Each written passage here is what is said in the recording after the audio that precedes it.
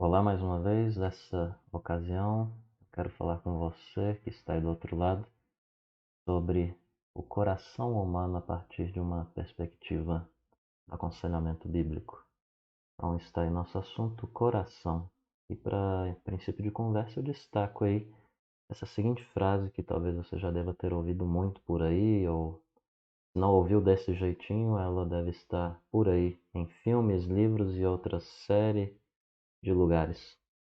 Então isso aí é o que a gente mais observa na nossa vida cotidiana. Uma frase que, infelizmente, pressupõe que existe algo de bom em nós e no nosso coração.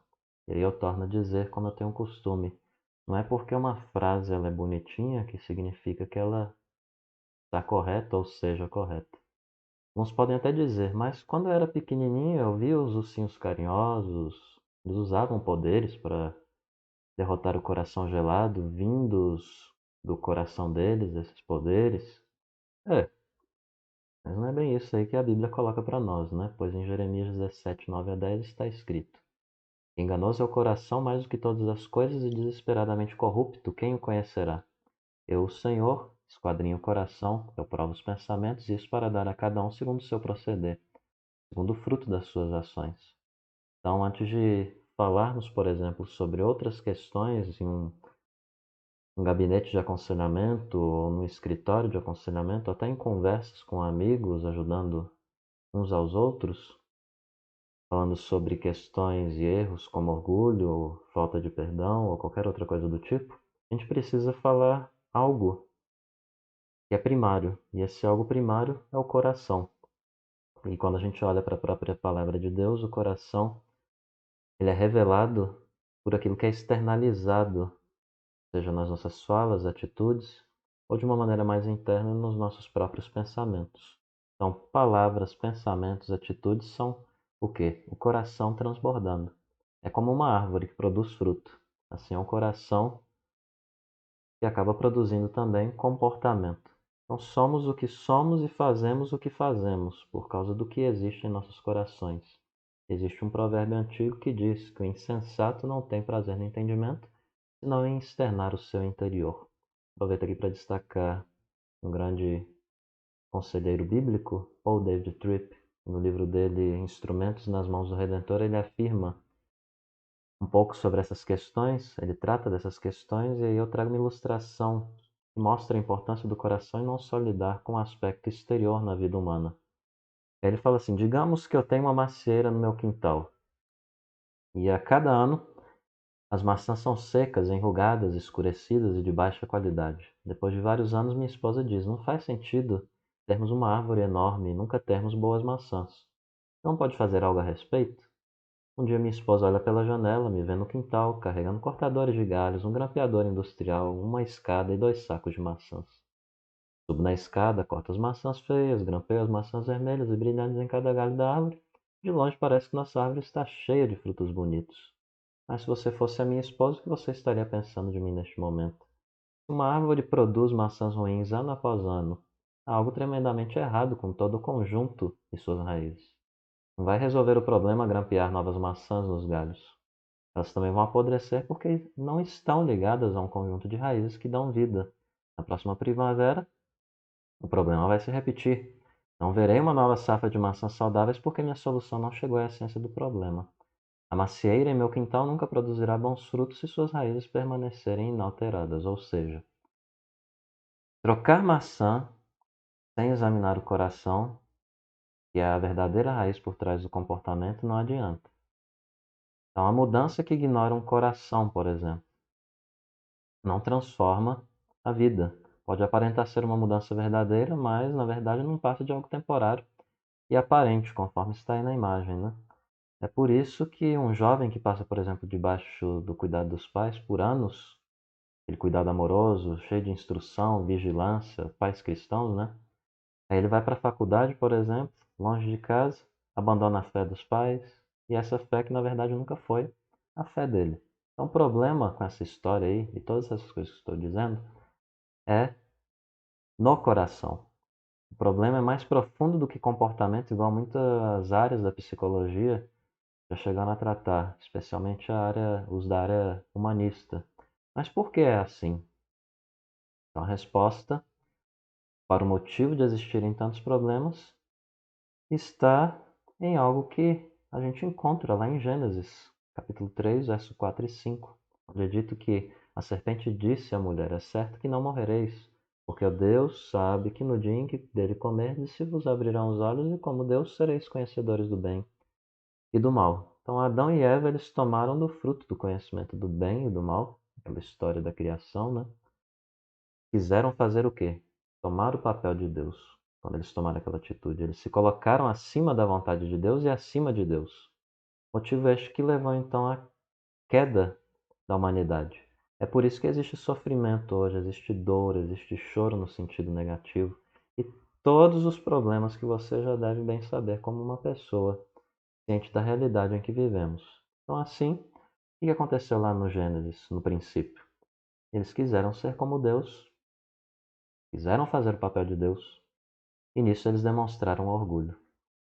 E aí, David Paulison, falando um pouco sobre essa ideia, ele afirma que é orgulho. Orgulho é eu faço o papel de Deus.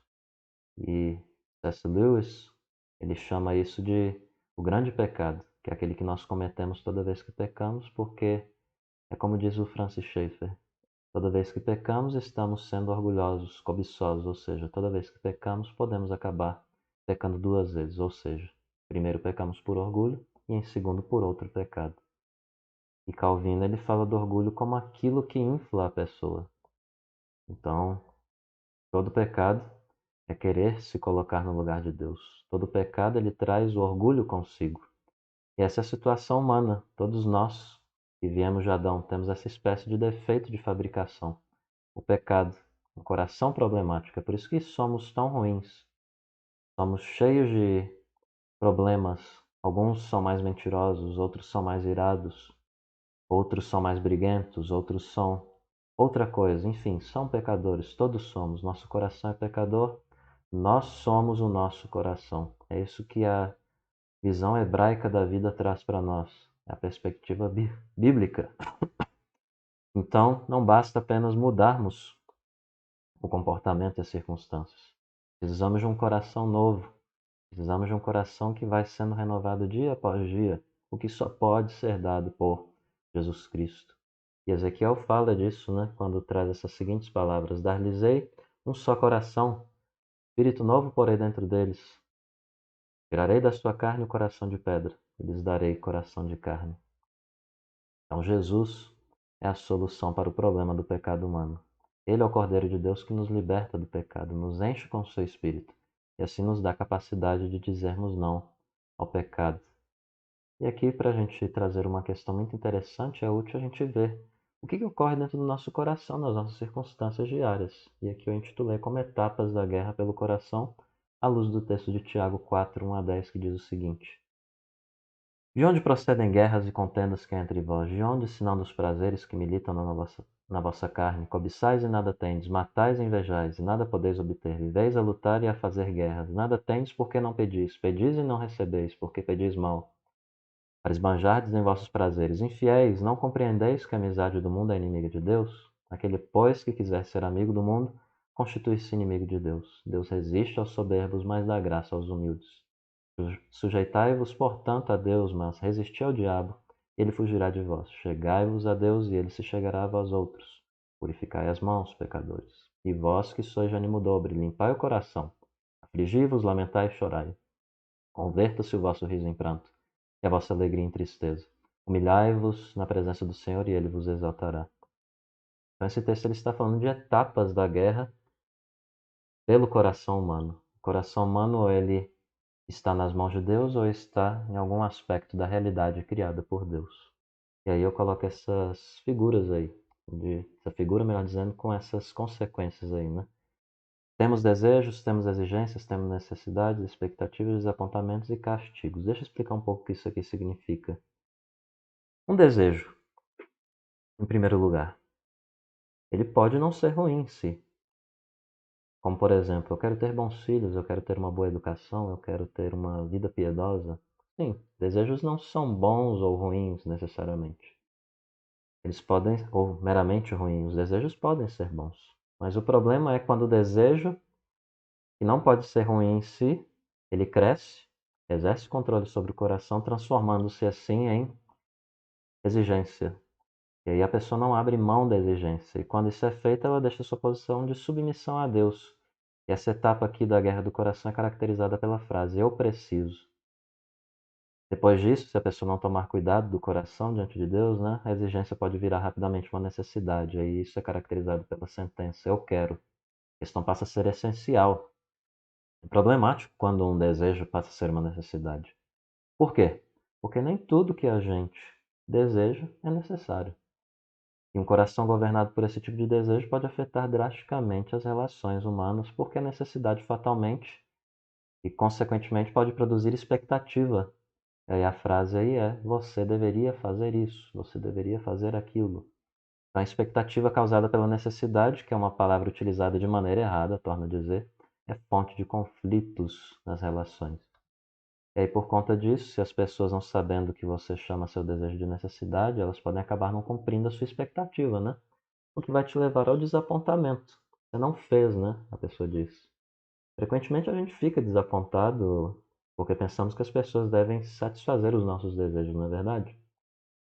Uma vez poderia ser bom as pessoas fazerem isso, mas uma vez que, suponhamos, isso viesse a ter sido bom mesmo, tenha sido bom, isso, se chegou a esse ponto aqui, foi transformado pecaminosamente em uma necessidade sem a qual pensamos que não conseguimos viver sem, né? Que é um pensamento problemático. E quem prossegue nessa linha aí da batalha do coração, não tomou cuidado, chega a ficar desapontada e passa a fazer o que com as pessoas que estão ao redor delas? A castigarem, né? Ah, porque você não fez isso, eu vou fazer isso com você. Ou vou deixar de fazer isso com você, né? Seja por omissão ou comissão. E o que tudo isso aí aponta é que o nosso coração ele tem uma batalha ocorrendo nele dia após dia.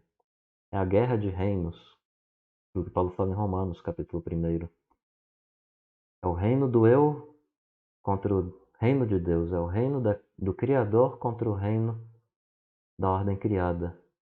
E essa batalha, ela não pode ser vencida com base na força e no mérito humano. Isso só pode ser possível, essa vitória, só pode ser possível vencer essas batalhas com o Espírito Santo habitando dentro do coração por meio do novo nascimento. Esse novo nascimento vem através de uma vida entregue em confiança ao Salvador e Redentor Jesus Cristo, que entregou a sua vida na cruz para que pessoas pudessem ser salvas e assim pudessem passar a ser por ele sustentadas pelo Espírito dele, de maneira que pudessem agradar ao coração dele por tudo aquilo que ele fez por elas na cruz. Com essa reflexão que eu trago para você nesta ocasião, que Deus traga essa palavra ao seu coração e você também medite e reflita sobre a sua vida, porque certamente isso, como uma verdade, a verdade, melhor dizendo, vai te trazer uma libertação e uma alegria maior na sua vida. Até a próxima.